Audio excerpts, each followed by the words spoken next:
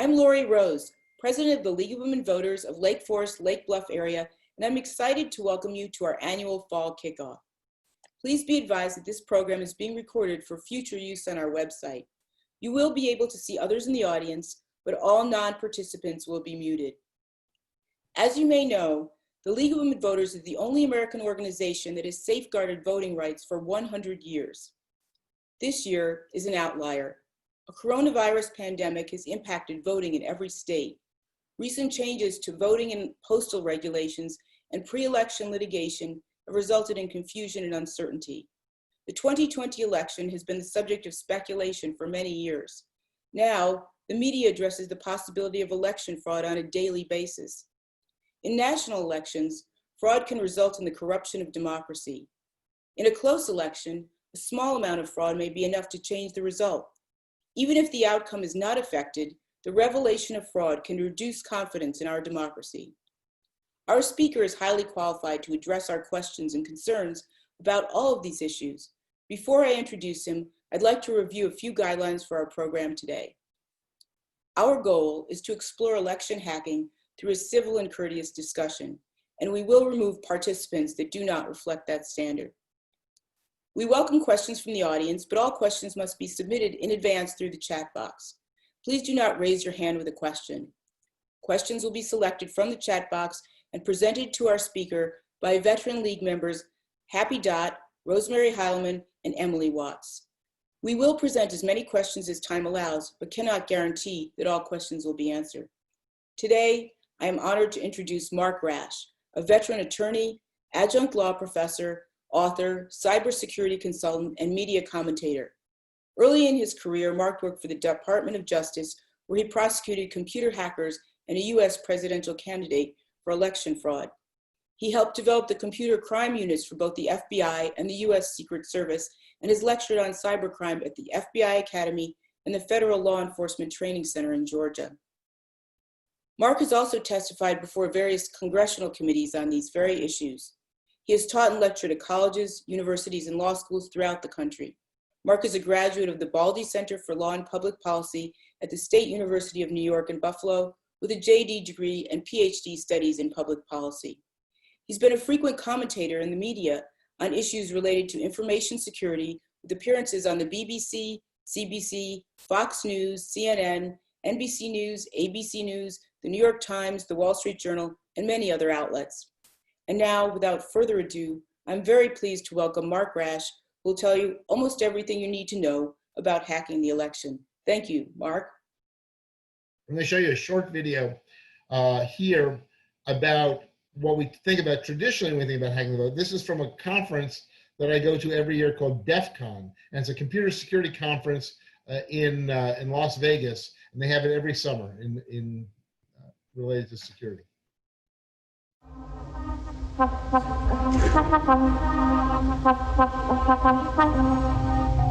It's a Phoenix BIOS A46 version 1.03. What was the version? 1.03. I'm Rich DeMillo. I'm a professor of computer science at Georgia Tech. Let's head up towards the scanners. Simple case of engineering.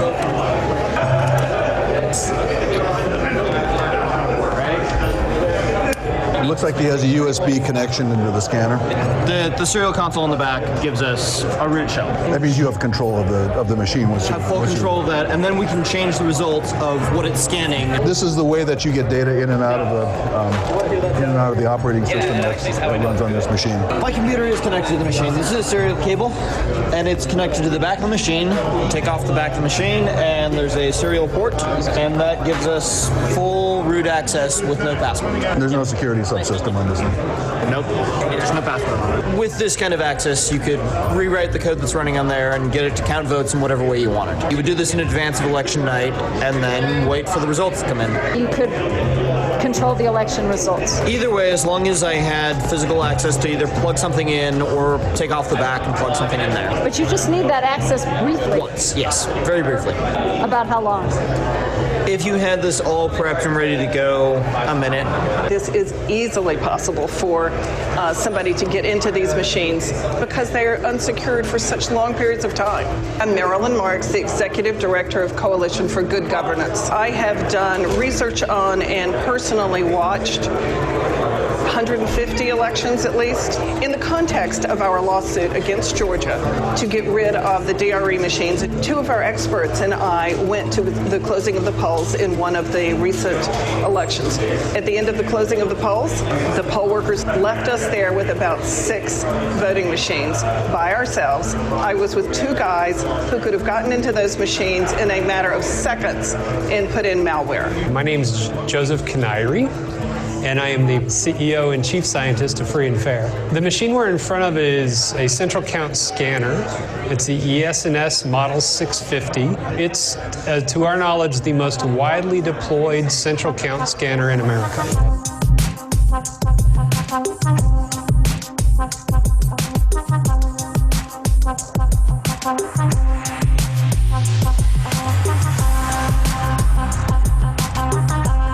Anytime you do early voting or provisional voting, or anytime you're in a state where they do central tabulation of all the ballots, so they bring them to one place, this is the kind of high-speed scanner they would use to count ballots.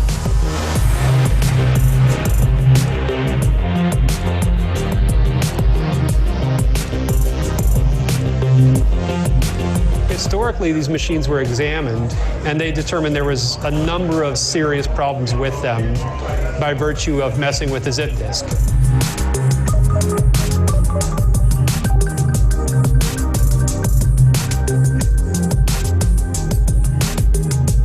Just turn it on for 3 minutes and stick a disk in, wait 1 minute, and then walk away. You're able to change the behavior of the machine any way you want, including changing the results of an election.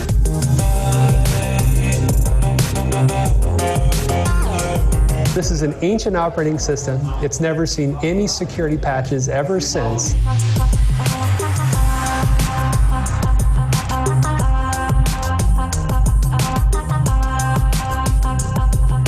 It's probably easier to do all of this by just plugging in a So zip this disk. probably came from a server someplace. I have no idea where they're getting their program. We downloaded an image of the operating system, the software that runs on this machine, from a Russian server.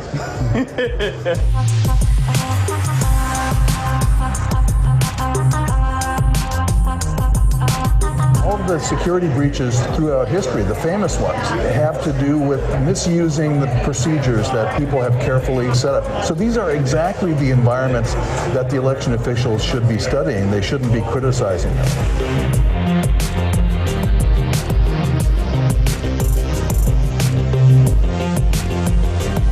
How many people might have access to stick in a zip disk like that? It would be everyone from elections officials to people who run the storage facilities, volunteers in the election, security guards, you name it. There's going to be tens of thousands of people who have access to the machine in that fashion. And our adversaries definitely have this machine in Russia, period. There are so many possible hacks and so many possible vectors for entry.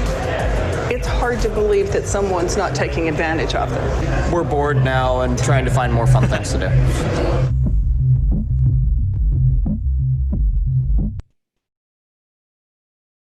So, a couple of things about this type of election hacking. And when we talk about election hacking, I'm talking about hacking of voting machines or hacking of tabulation machines. The good news is that voting machines and tabulation machines are generally within the purview of the election officials. So you have to typically get physical access to the machine to be able to manipulate it. The bad news is that a couple of things about these machines themselves. The first thing is, when you think about it, a voting machine has a life cycle of, say, 10 to 15 years. I mean, I remember when I first started voting in the 1970s, I guess, the late, or mid 70s. I was using machines in New York City that had been created and used in the 1920s and 30s. So these machines have a long lifespan. So the machines that we're coming off right now will be around for 10, 15, 20 years.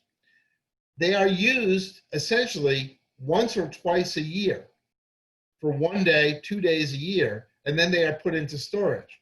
So as a result, when you think about your computer, you are constantly updating your computer, adding new patches and the like.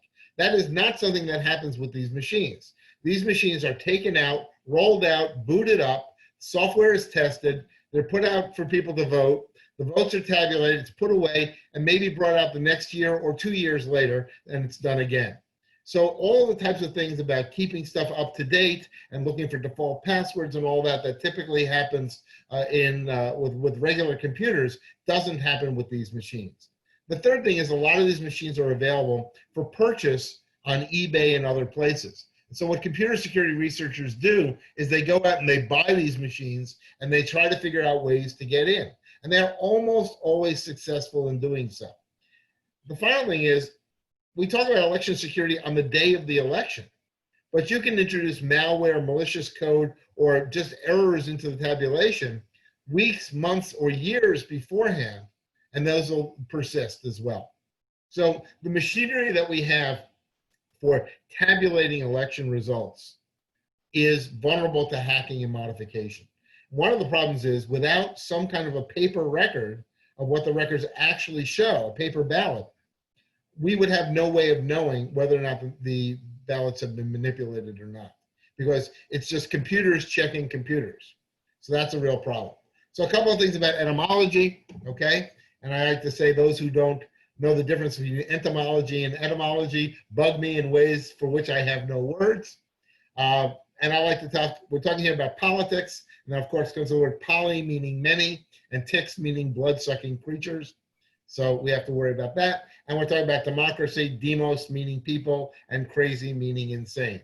So when we're trying to do something, a democratic process here, using technology that is ill-suited to what we are asking it to do.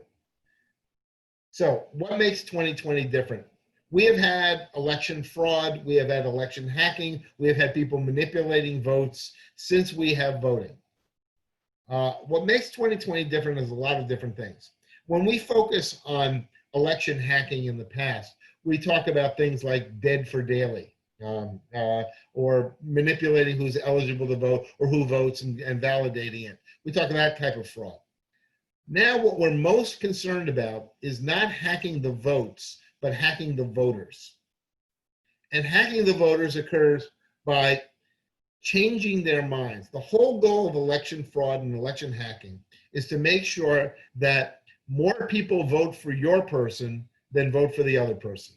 And that means more of your people get out to the polls, more of your people are motivated to vote, more of your people are eligible to vote, more of your people are able to vote, more of your people's votes are actually tabulated and counted, fewer of your votes are rejected as being invalid. Those are your goals. And of course, on the other side, to do the opposite for those who are voting for your opponent. So you want to make sure that the people who support your opponent are not eligible to vote, are not able to vote, are not registered to vote, are not encouraged to vote, vote in the wrong place, vote in the wrong way, that their votes are not measured, tabulated, counted, or that they are invalidated. So the first thing is the idea of the internet and social media. And social media is probably the biggest thing that transforms how we hack an election today. And social media, one of the things about social media platforms, if you look at things like Facebook and Twitter and the like, is the question of whether or not social media platforms have an obligation to be completely neutral and allow anybody to post whatever they want on it, whether they have an obligation to remove certain kinds of content, false, fraudulent, or misleading content, or whether they are partisan and biased by removing content that favors one candidate and leaving up content that favors another. And the truth is that the original goal of most social media was to just allow anything to be up there. And that is by and large what they are doing today. And the reason they're doing that is because social media makes money based upon people's engagement with social media. So the more engagement there is, the more money they make, the more advertising, the more controversial the content is, the more it is engaged. And so social media outlets like Facebook and Twitter have a built-in incentive to encourage more outrageous, more outlandish content, because that encourages more communication. Both sides in this election believe that social media is biased against them. Both of them believe that their content that supports their candidate is being removed. Both sides believe that it's being removed much higher, at a much higher rate than the other candidates. So that's part of it.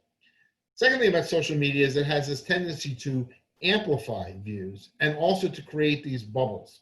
So what ends up happening is people then retreat into their social media bubbles. They only hear content that supports the view that they have. And as a result, they are isolated from others. And so what's ended up happening is it is polarizing people's views.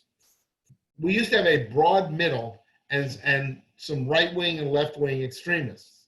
Now we have a broad right-wing, a broad left-wing, and a very narrow middle. At least that's what we see on social media. So as a result, we have not only do we have a polarized electorate and polarized elections, but we have this feeling that that people's votes don't count as much. And that's the final thing is now with gerrymandering and social media, I would say about 80% of the population in the United States lives in an area where their vote doesn't matter. Not that it doesn't count, but that it doesn't matter. If you are a Democrat living in a heavily blue state, there's this tendency to believe that your vote doesn't matter. So we focus then on the 6 or 7 swing states more than anything else. And that's a function of the Electoral College as well. Because the internet makes a publisher out of everybody, all right, it allows anybody with any extreme views or any thing that they want to say to really command attention. That also allows foreign governments and foreign intelligence agencies to have a much greater ability to manipulate the electorate than they had in the past. Now, we have to understand that voting is a process. So voting requires eligibility, it requires registration, it requires keeping your registration valid, it requires voting on election day or before election day, it requires demonstrating documentation, and it requires having the votes counted. We can attack any one or all of those different processes which are part of the voting structure. Also, we can attack the voter through things like disinformation, through fraud, to create apathy or frustration, or to run influence campaigns. And so when we talk about the election infrastructure, the ecosystem, the first part of it is you have to be eligible to vote. Then you have to register to vote. Then you have to validate your registration and eligibility. Then you have the possibility that your registration and eligibility will be purged. Then you have to have supporting documentation, interdependencies, and the like. The easiest way to hack the vote, by the way, is give people the wrong information about where they need to go to vote or when they need to go to vote, right? So all of those will work. So we talk about elections, we think about the polling places, but we have to think about all the different things here. So what you want to do is you want to get your people voting, and you want to get their people that are not voting, all right? So let's talk about some of them. The first part is eligibility, voting eligibility. First question is, do you need to be a U.S. citizen to vote in U.S. elections? The answer is not what you think it is. The answer is no. There is nothing in the Constitution that says that only U.S. citizens can vote. And in fact, in many jurisdictions for state and local elections, non-citizens not only can vote, but have been voting for over 250 years. It was only in the last 15 years that a federal law was passed that requires U.S. citizenship for voting in federal elections, all right? So this idea of non-citizens voting has been a part of our history since we've been around as a country. It's only recently that we have imposed a requirement on citizenship. So the first question is, how do you prove citizenship? Which is really interesting. So citizenship is a prerequisite for voting in a federal election. Typically, you'll do it through either a birth certificate, or a certificate of naturalization. But I'll give you an example. Ted Cruz was born in Canada to a U.S. mother citizen and a non-citizen U.S. Father. Under U.S. law, if his parents had not been married to each other at the time he was born, he would not necessarily be a citizen, even though his mother is a citizen. All right? Actually, it's true if his father had been a U.S. citizen. So if you are born overseas to a non-married couple where the woman is a non-U.S. citizen, but the father is a U.S. citizen, even if there's no doubt about paternity, you may or may not be a U.S. citizen. So we have all these different questions. The second problem about voting in the United States is, while citizenship is a matter of federal law, eligibility to vote is a matter of state law. So each state sets its own laws about who is eligible and not eligible to vote, with a few constitutional limitations. The main constitutional limitations are you cannot be deprived of your right to vote because of your previous condition of servitude, except if your previous condition of servitude has been because of a conviction, actually participation in a crime. All right? You also cannot be deprived of your right to vote because of your gender, and you cannot be deprived of your right to vote if you are, because of your age, if you are over the age of 21. The last two, actually the last three were all by amendment. However, a state could easily say 14-year-olds are allowed to vote, 11-year-olds are allowed to vote. So while we have some prohibitions on why we cannot preclude somebody from voting, the states decide what the eligibility is for voting. So one of the ways you hack the vote is by just manipulating who is eligible to vote, all right? Also, you can manipulate the databases of who is eligible to vote.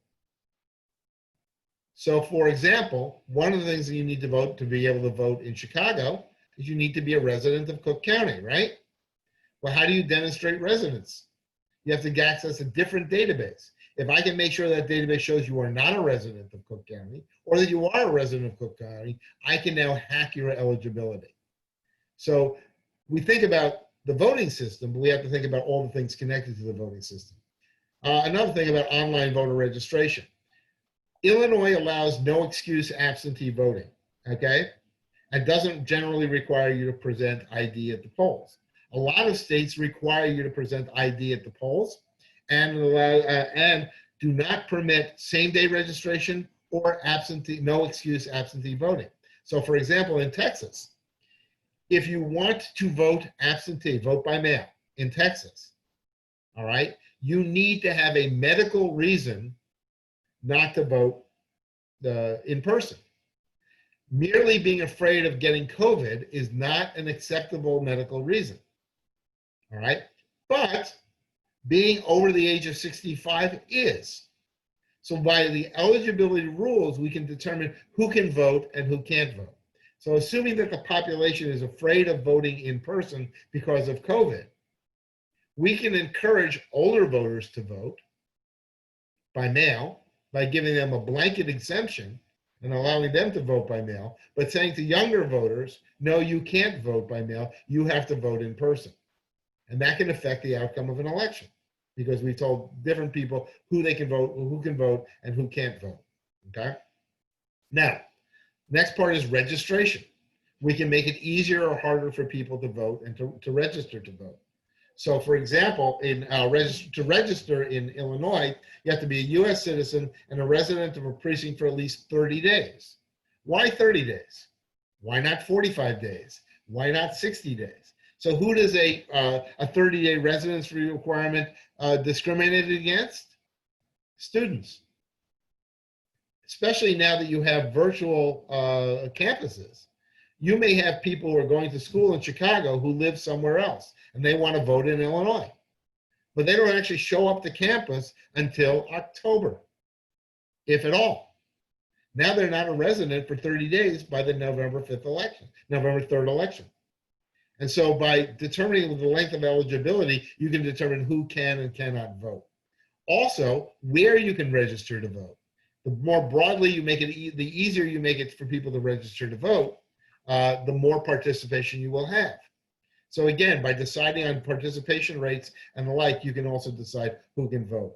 Another interesting thing is to register to vote, you need to have, you need to present 2 forms of ID to register to vote. So even though you don't need ID to vote in Illinois, you need ID to register to vote. And I'll give you an example. My nephew is a student down in Tallahassee, Florida, and he's originally from New York. And he went down there and he registered to vote in Florida because Florida is a swing state.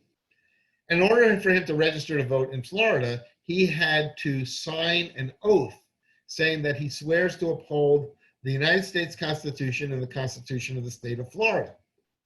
The Constitution of the state of Florida is 340 pages long. Note that he didn't just have to adhere to the Constitution of the state of Florida, he had to swear to uphold it, which creates the possibility that he could have his voting rights denied if somebody could show that he had failed to uphold the constitutional provision of the agriculture law of the part of the Constitution of the state of Florida. Because it's not enough that you have to take the oath. It's not an oath requirement. It's not a loyalty requirement. It's a requirement of adherence to the law. So even failing to adhere to the law could make you ineligible to vote. And again, every state sets its own eligibility requirements for registration. All right. Now so starting in 1993, we've had the motor voter law, which automatically in Illinois registers eligible voters at the Department of Motor Vehicles. And Illinois allows same-day voter registration. A lot of states don't. So again, how we decide whether somebody's eligible to vote and how they register, we can make it easier for people to register or harder. Let me give you another example. We're now having these drop boxes where you can now fill out a ballot in advance and drop it off in a drop box. So what happened in Ohio is the Ohio State Secretary of State said, all right, we've got these drop boxes. We're going to put a drop box, 1 in every county, which means that a rural county with a population of 10,000 people ends up with 1 drop box, the same as Cuyahoga County, the entire city of Cleveland. So treating everybody the same is not the same thing as treating them fairly. So you say, all right, now we're going to have drop boxes based upon population. So we put a drop box, 1 per 10,000 people. But where are you going to locate them? How convenient to transportation? So in the areas where people typically have a lot of cars, traveling, the difference between traveling 4 miles and traveling 6 miles is not a big deal. But in an area where people take public transportation or walk, putting a drop box more than 6 blocks away may be too far for them to walk. So even something as simple as how many drop boxes you're going to put in and where you're going to locate them can be the difference between encouraging voting by one group or another group, typically a group that supports you or that doesn't. So again, this is a way to hack and manipulate how people vote. Voter ID, for example. Now, again, a lot of states require a voter ID to be able to vote. It is an anti-fraud measure that the Supreme Court has affirmed as being a valid measure, not just to prevent fraud, because the evidence presented to the Supreme Court in those cases showed that the instance of in-person voting, that is me voting some actual registered voter's vote in person without an ID, is infinitesimally small. We are talking about the number of fraudulent votes being cast that way nationwide in a handful of votes, maybe a few dozen votes, all right? But the Supreme Court said that the state boards of elections have a right to require voter ID, even if it suppresses legitimate votes, because it encourages voter confidence in the outcome of the election. And that's why we're allowed to do it.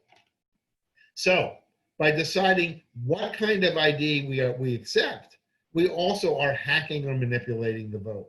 So for example, in Texas, a student ID is not an acceptable form of ID to vote. However, a hunting license and a fishing license are. So we can decide that a particular kind of voter that we want to encourage to vote has this kind of ID. The other problem with voter ID laws is that even though there's no cost to vote, there is a cost of obtaining the voter ID. Now, we're used to saying, well, how hard is it to get a driver's license? But I remember when I was working for a company and they needed a copy, they needed for the I-9, they wanted a proof of citizenship. So what have you got for proof of citizenship? I have a passport. It turns out that my passport had expired. So in order for me to prove citizenship, I had to renew my passport. Well, renewal of passports, for example, particularly today, is virtually impossible. Most passport offices are closed and they won't allow you to renew them in person. So again, by making the underlying documentation difficult to obtain, we can then manipulate who can vote and who cannot vote. By deciding what documentation we allow people to use, we can manipulate who can vote and who cannot vote. Other things, polling times, all right, or polling locations. And by the way, this is a nonpartisan thing. If we want to encourage broader voting, we have more polling places open for a longer period of time, and we encourage early voting. One of the things that they do in the South, particular, is pews to the polls on Sundays. After the church, they take everybody to the polls. If you have the polls closed on Sunday, you have much less of that. So again, you have the ability by deciding who can vote and where they can vote and how long they can vote. You can now manipulate how the vote is calculated, tabulated, and the like.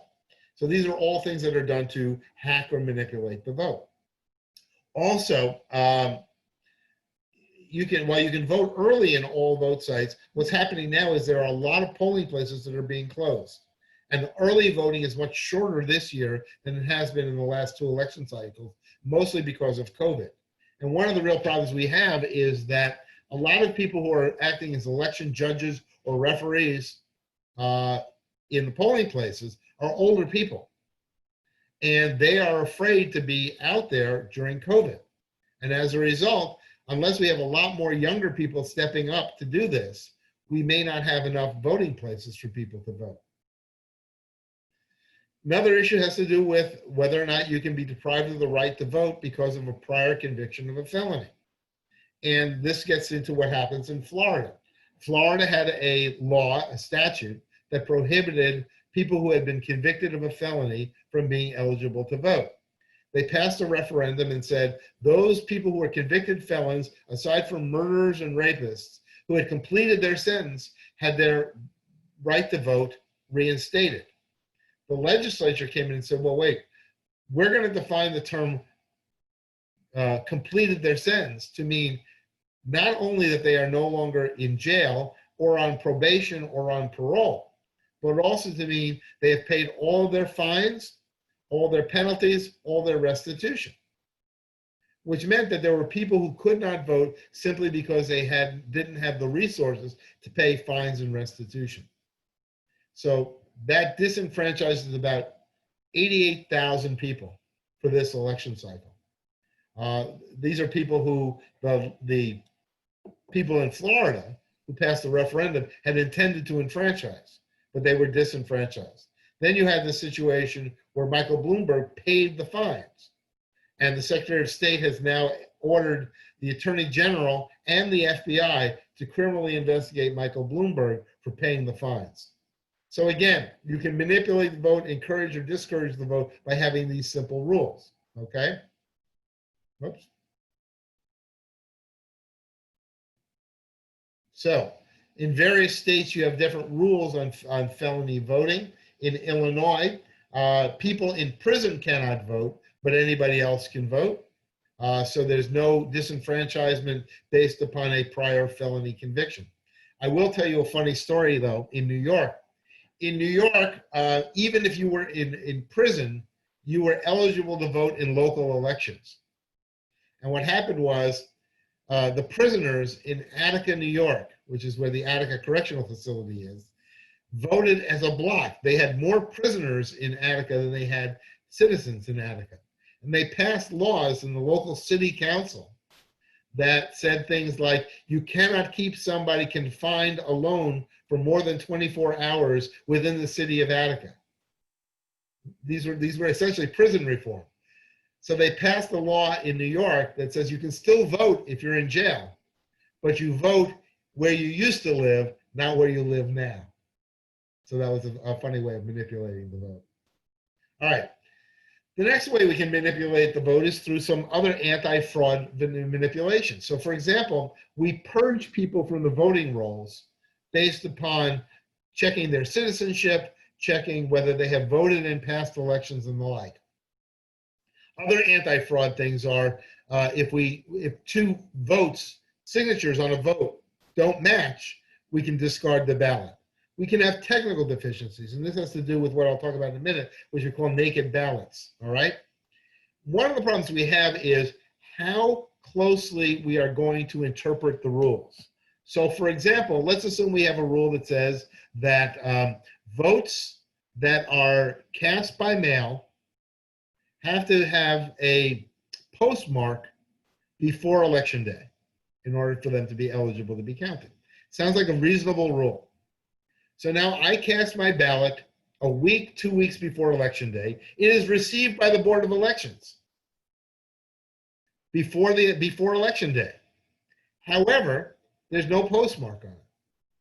So it is received, everything is right, but it has no postmark. And we just made a rule that says it has to be postmarked before Election Day. Now we know it was sent, we know it's been received, but it wasn't postmarked. Does that ballot get counted or not? The answer is we don't know. So when we create these rules, we have all good intentions. But how we interpret the rules and how we manipulate the rules for either voter suppression or anti-fraud can dictate whose vote gets counted and whose vote doesn't get counted. All right? So one of the problems we have with mail-in voting this year is that mail-in voting has many, many more rules than in-person voting. And it's different in each jurisdiction. And therefore, is much more likely that a person voting by mail will do something wrong. They will make a mistake. And anywhere from 5 to 15% of the votes cast by mail have some form of an error to them. Some of them because of what the voter does, and other things has to do with what the Postal Service does. And as a result, we run the risk of hundreds of thousands of ballots not being eligible to be counted. So we need to decide how we're going to do that as well. There are other ways to attack voter confidence, okay? So you attack people so they don't feel like voting. They don't feel like their vote is going to count. They don't feel like they should vote by mail. What we see right now is at least one of the candidates attacking the concept of vote by mail, attacking the concept of ballots being sent to individuals. And what that may do is it may encourage fewer people to vote or fewer people to vote by on Election Day by mail. And so this is the a pox on both their houses type of theory. Okay? In Chicago, it's relatively easy to vote by mail, all right? But I'll give you a couple of little quirks about the Chicago vote by mail system. Number one, if you're going to write a write-in candidate in Chicago, you know how those little bubbles you have to fill in? You have to bubble I'm going to write in the candidate and write in the candidate. If you simply write in the candidate without filling in the bubble, your vote won't count. Second, I was reading on the city of Chicago, it says that you have to fill out the ballot with a black or blue ballpoint pen or felt tip pen. So that means even if you fill it out with a pencil or theoretically with a fountain pen, I have a couple of fountain pens here, theoretically your vote is not eligible to be counted, even though there's no doubt about who you voted for and what your intention is. Because the rules say has to be filled out with a black or blue ballpoint pen. If you use a purple pen, it doesn't count. If you use a red pen, it doesn't count. So we're all back in 7th grade taking the PSATs. All right, that's where we are back again. Other things, the envelope into which you put your ballot has to be signed and dated and postmarked. Well, you can control the signing and the dating. But what if you put the wrong date on it? All right? Is your ballot eligible to be counted or not? Right? So that's part of it. And then in many states, you have something. Oh, another thing. If you seal your envelope and put tape on the envelope, your ballot is no longer eligible to be counted. It has to be sealed with saliva only and not taped shut. So we have these hyper-technical rules, which are not aimed at finding out, are you an eligible voter? Did you cast your vote? Did you cast it for this person? And so as a result, we have the ability to manipulate, and even we can do it by district by district. And what we see after an election, okay, is that people will pick districts in which they are disfavored in swing states and say, I'm going to challenge all of the votes in Detroit because Michigan is a swing state. And if I can get the votes in Detroit kicked out, then I'm more likely to win Michigan. So what we're going to see is more of an urban-rural challenge, urban-suburban rural challenge in swing states by litigation and legislation.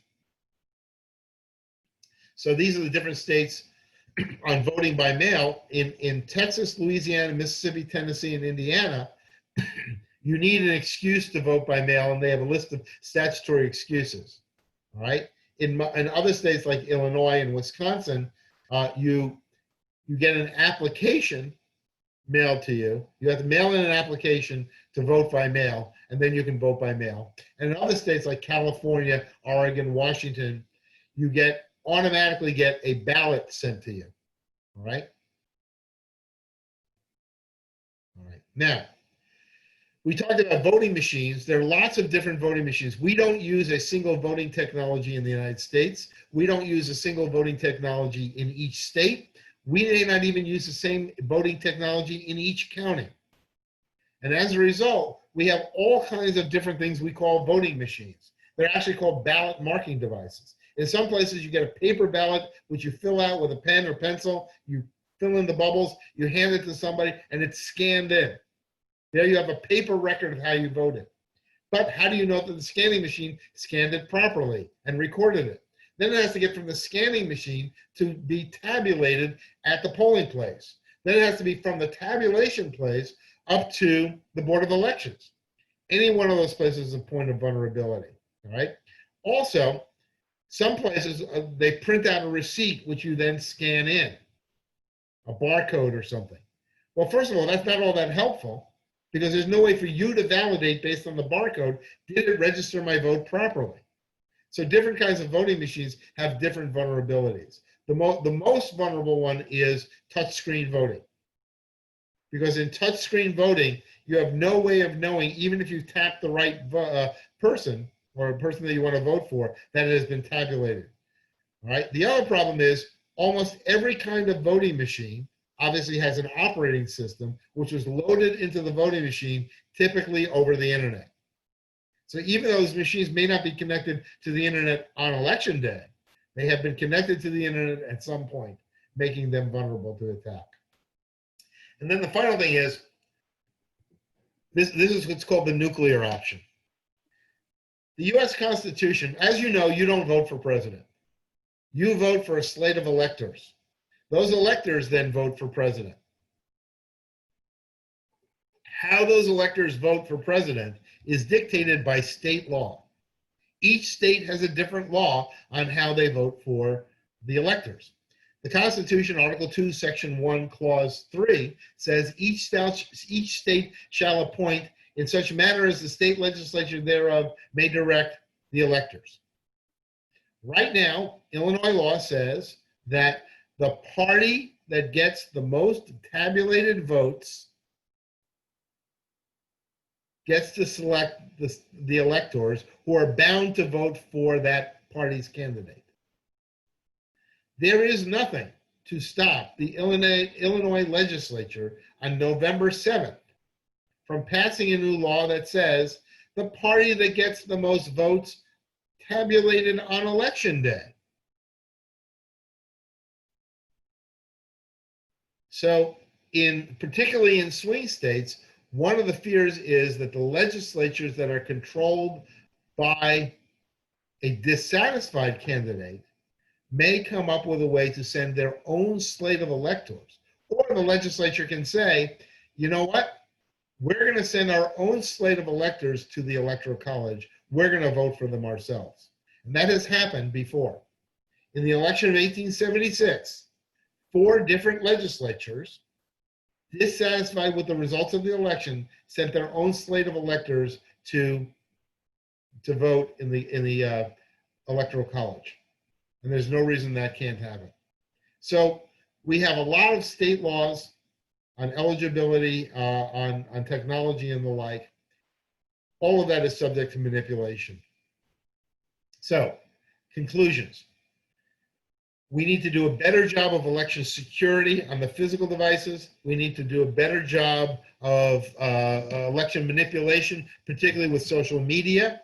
We need to go back to all the devices and look at how we upgrade them, how we lock them down, how we get rid of the default passwords, how we validate the entire ecosystem, validate and verify the votes, and ensure that the votes by mail and others are all counted and received.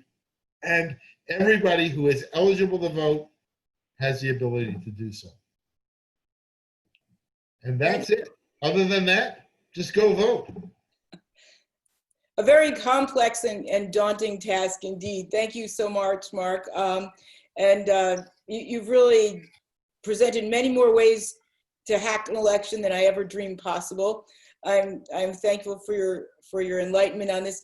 I think we're going to go to some questions now, and maybe I'll start with one that was sent in by our local league member, Vibka Drogi, and she asked, and this is something that in light of your presentation is really significant. Why are there not uniform federal rules for voting in federal elections? Well, the main reason why is the Constitution. So eligibility for voting and methodologies of voting is set by states under the Constitution. There are a few uniform federal rules for federal elections, all right? We created, after the 2000 election, we created a National Electoral Commission that is supposed to encourage people to vote and evaluate various technologies, okay? The problem was they were required to send out billions of dollars to state boards of elections or state secretaries of state who are responsible for elections before they had any technology available. So all these entities bought technology that had never been vetted, all right? I think that the Congress could pass a law saying that technology has to meet a minimum standard in order to be eligible for federal elections, which would be the House of Representatives, the Senate, or the president or the vice president. And that would encourage everybody, and they could have funds available for it. But here's the reason they don't, quite frankly. The members of Congress got elected through the technology that we have right now. They have no great desire to change that technology. Well, that's not very heartening, but it's a bit cynical, but that's it. They don't want to change the technology if it means it's a greater likelihood that they will not get reelected. But in theory, if this election proves to be extremely problematic and people really incentivize the legislature to do something about it, it's theoretically possible to get together to create a more uniform system. It would just take will and overcoming that thought on the part of legislators that they cared more about getting reelected than creating a fair. Congress could prescribe and validate certain technologies. I don't think Congress has the power to prescribe eligibility rules. That's left to the states. But they could say the following technologies are approved for use in federal elections. Okay, thank you. Now I think we're going to ask one of our panelists here, Emily Watts. I think she has some questions. Emily, could you provide us with a question? Well, we do have a question from Monica. She said, given all the issues presented, what do you think is the most secure way to vote? I will tell you how I am voting in Maryland, all right? I am voting early in person, okay? And the reason I'm doing that is when you say the most secure, there are a couple things you worry about. So for example, if you wait for election day to vote, there could be a blizzard, there could be a hurricane, there could be, your car may not start. You know, there are all kinds of things that could happen that could keep you from voting that day. So voting early provides you a reasonable assurance that you have voted. Plus you can check to make sure the vote is in. So I'm voting early, okay? And I'm voting in person because of my fear that I would do something wrong if I voted on paper. So for example, in Maryland, I can print out a ballot and I can just fill it out here and have my ballot cast. Great. Except when I print out a ballot in Maryland, I print it out on a piece of paper. The voting machines, the tabulating machines, can't read paper. They need thicker cardstock. So there's literally a human being who transcribes all those paper ballots onto cardstock so that they can be read. All right? Stuff you would never think about as being in a modern election. But it's true because the paper, these machines were meant to read ballots, and we have a whole stack of ballots. Now I can print the ballot at home, but I don't have the cardstock to do it. So that's why I'm voting early in person. Thank you. I know in Illinois we have, we're fortunate to have the paper backup, but you point out, you know, many of the problems that can occur with paper. So I think we're going to go to Happy. Happy, do you have another question? Yes, there's a question from Christine. Is there concern about nursing home workers manipulating residents' ballot responses? And is there any way of preventing this? Right, so you have something that's called ballot harvesting, all right? And what ballot harvesting is when somebody collects ballots from multiple voters in a place where they're collected together. A nursing home would be a prime example. Now, there are a lot of ways to manipulate a vote of a person in a nursing home. One is you can pressure them to vote one way or another. That's true whether they vote in person or otherwise. You could, in theory, cast their vote for them, but that would require you to also validate it and either get a witness or copy their signature. In theory, if you knew which way they were voting, you could harvest the votes and discard the votes of people you knew were voting for or against the candidate that you prefer, all right? These types of fraud schemes do happen. There was a person indicted in North Carolina for doing this kind of stuff, where you go door to door and you collect them. They're still very rare. We're talking about the number of votes being manipulated, again, in the dozens or up to a few hundred.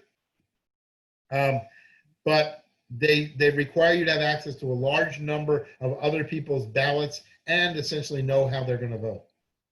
So it can happen, but remember, what's the alternative? In a nursing home, a person is going to cast their ballot and somebody else is going to put it in the mail for them or drop it off in a drop box. The alternative is not between voting by mail and voting in person. Oftentimes it's an alternative between voting in mail and not voting at all. And so you have to ask yourself, am I more concerned about voter fraud or am I more concerned about voter disenfranchisement? Thanks, Mark. I have a question here.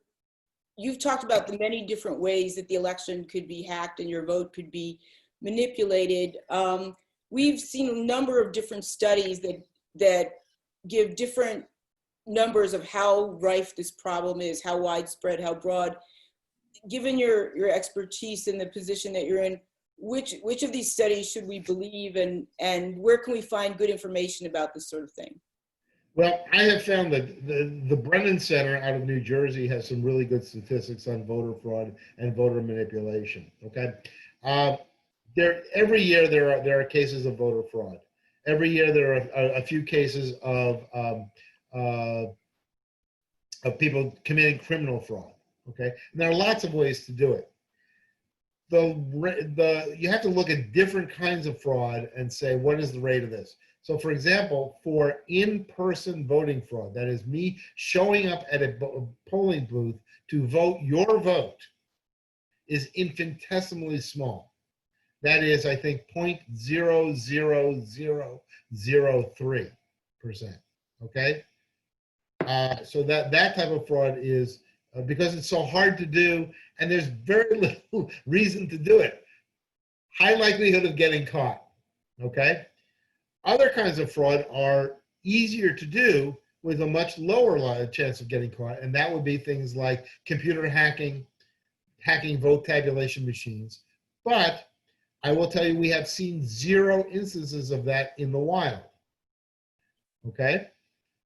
That doesn't mean it won't happen in the next election or the one after that. But this is why we have serious concerns about going to online voting and internet-based voting, because even though it is much more secure than the way we're doing it right now, even one fraction of 1% possibility of manipulating the entire electorate is too high a vote. So voter fraud is really low. Now, here's the good news. Even with voter disenfranchisement through voter ID laws, through all kinds of different things we do to make it more difficult to vote. I mean, one of the easiest things we could do, make Election Day a damn holiday. It is in Illinois, actually. Right. Well, it's not in most of the country.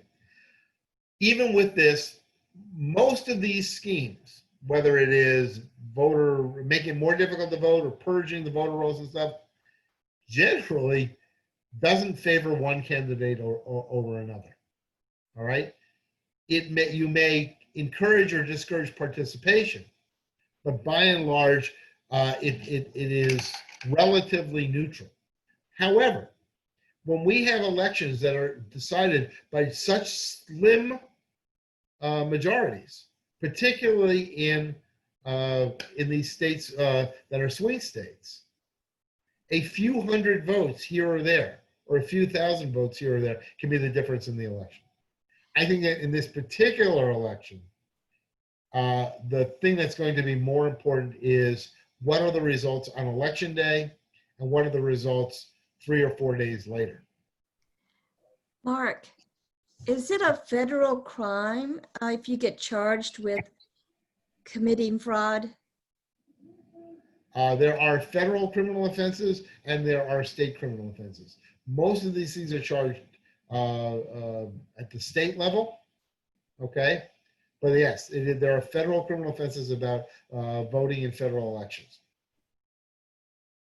Thank you. Happy, I think you had some other question.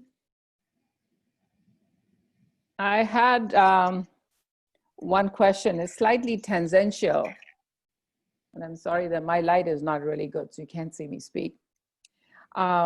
How confident should we be about the data accuracy or the data integrity of all these systems which are using computer systems, which is using computer data to do all this, to do all the counting or disenfranchising voters for criminal records?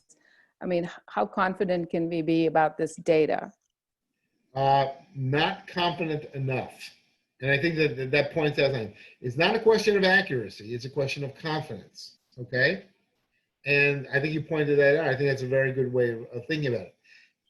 You know, we have people who are arrested because the computer says there's a warrant for them, okay? And we've all had instances where a computerized database tells some third party that we are something when we are not, all right? And so even if the thing is highly accurate, our confidence in the system is not as high as that accuracy. So I think that the reason why we should insist, number one, that these things be thoroughly tested and that there be a paper trail is not because they're inaccurate. It's because we lack confidence in their accuracy. So remember, the point of an election is confidence. You have to feel it. If you lost that election by 1 vote, you lost that election by 1 vote.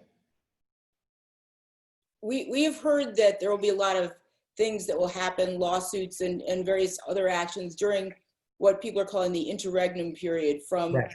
Election day through inauguration. So which of those events do you feel might be the most likely or perhaps the most problematic in terms of impeding that confidence in our election and our systems? So the lawsuits that are going to happen county by county, primarily in swing states. All right. So what we've already seen is both candidates are gearing up to file lawsuits. So we've already had pre-election lawsuits on things like eligibility and voting rights and things like that. All right.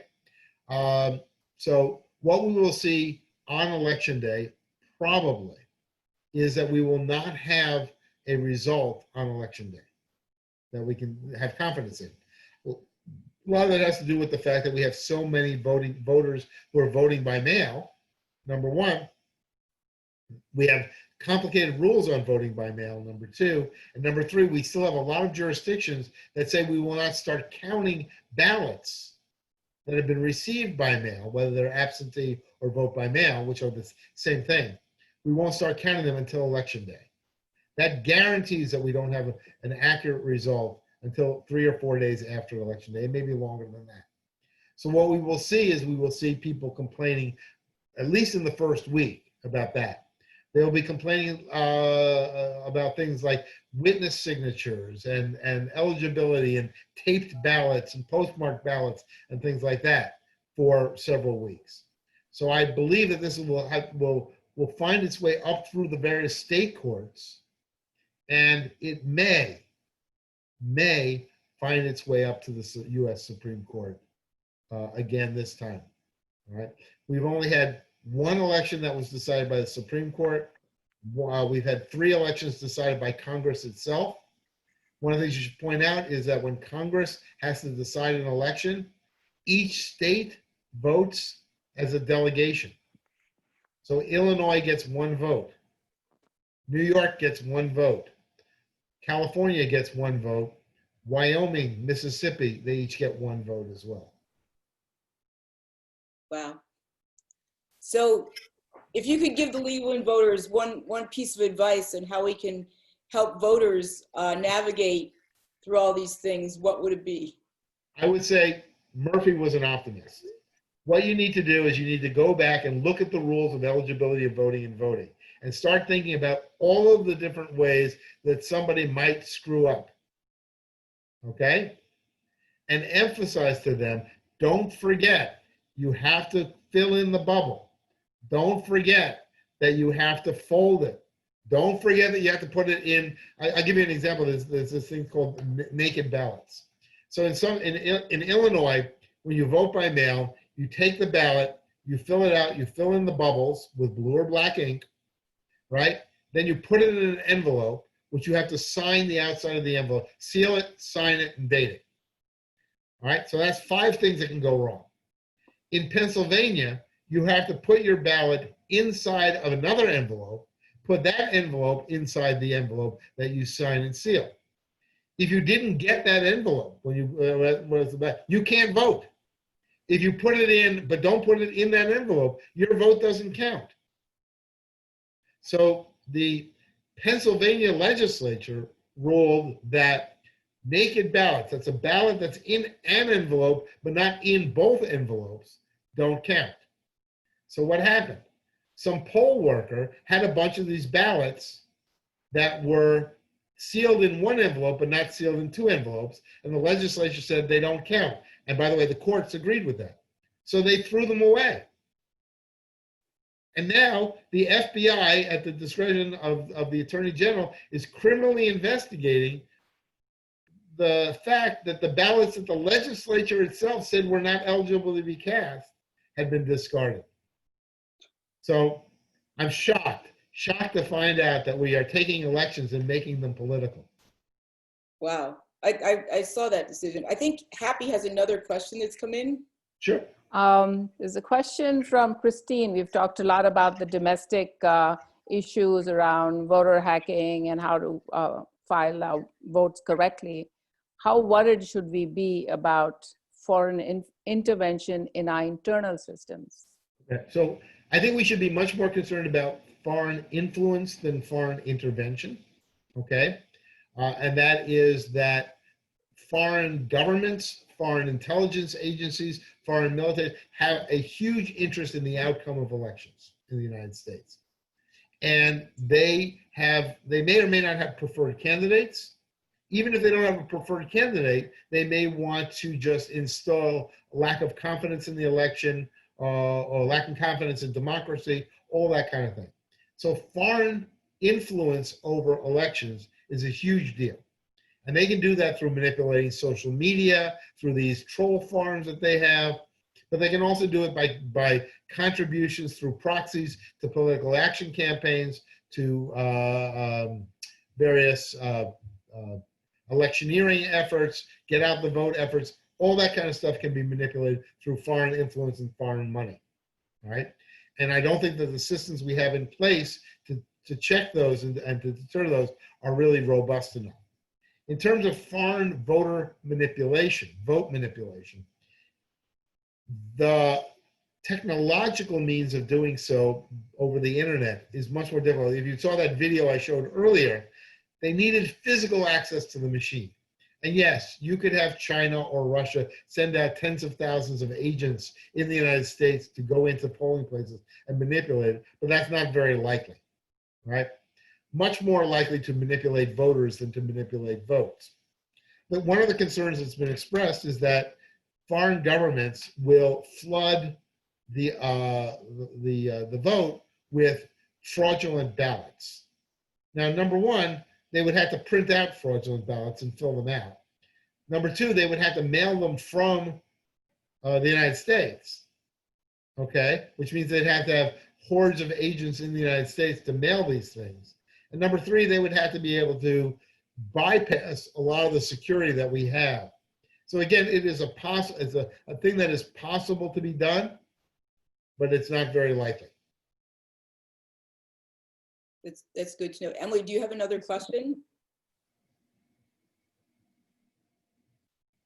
I have to unmute myself. There was one about the interstate compact relating to requiring electors to vote in accordance with their state's popular vote. The person is asking, does this violate the amendment process? Is it constitutional? Well, the Supreme Court actually decided a case on exactly that issue in June, okay? So here's the way it works. What you're talking about is you're talking about what are called, well, the first one is faithless electors, okay? And the second one is about the interstate, the sort of the swapping of electoral votes. Remember, how the electors vote is a matter of state law. You could pass a law in Illinois that says the electors have to vote for whichever candidate is the tallest. And that would be constitutional, okay? So, for example, 2 states do not have winner-take-all states. In Nebraska, they vote by electoral district, by congressional district.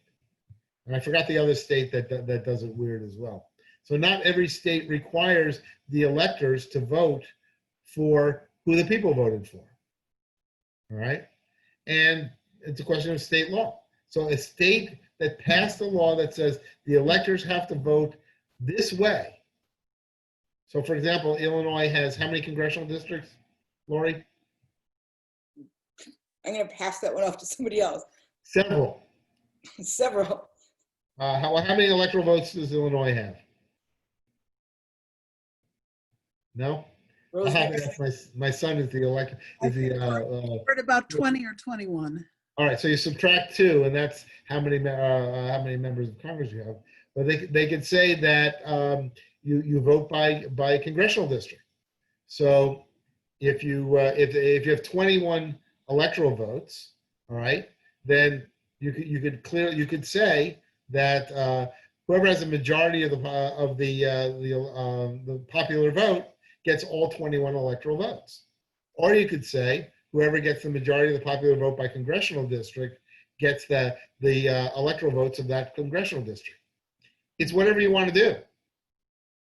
You know, we have a long tradition of a winner-take-all election, but there's nothing in the Constitution that says you have to do it that way. And the scary thing is there's nothing in the Constitution that says we can't change it, and there's nothing in the Constitution that says we can't change it after Election Day. Wow. Yep. I think it's 29 for Illinois. Okay. 29. Somewhere You buried looked it up, didn't you? the recesses of my mind. Javi, do you have another question?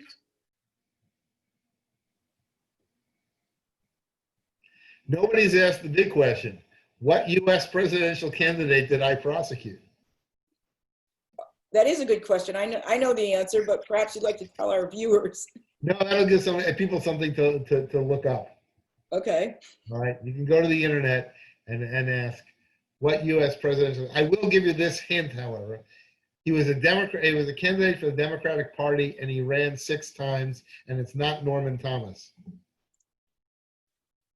Okay. I hope people will. After I convicted him and he was in jail, I got a phone call from somebody at the Federal Election Commission who said he's put in a ballot application to run again from jail. Can he do this? And I said, well, you're the Federal Election Commission, not me. But as far as I'm concerned, yes, he can. You do not have to be an eligible voter to be a candidate for president.